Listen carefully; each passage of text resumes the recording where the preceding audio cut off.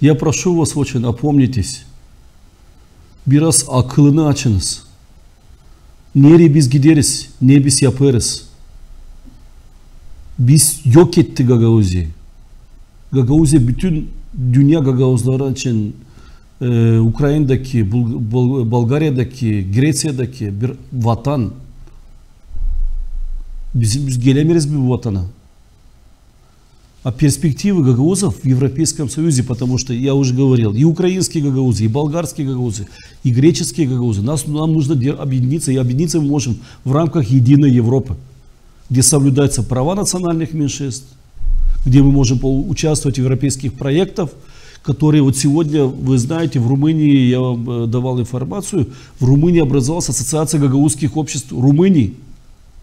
И сегодня очень стремительно растет, то есть очень много выходцев с Украины, с Молдовы, имеющих гражданство Румынии, которые сегодня... И сегодня уже в Бухаресте, в Констанце и в Галации есть уже ячейки от общества. Мало того, насколько я знаю, их уже приняли в парламенте Румынии, эту делегацию румынских гагаузов. Представляете, из нуля, из ничего, благодаря европейским проектам, они получили уже финансирование.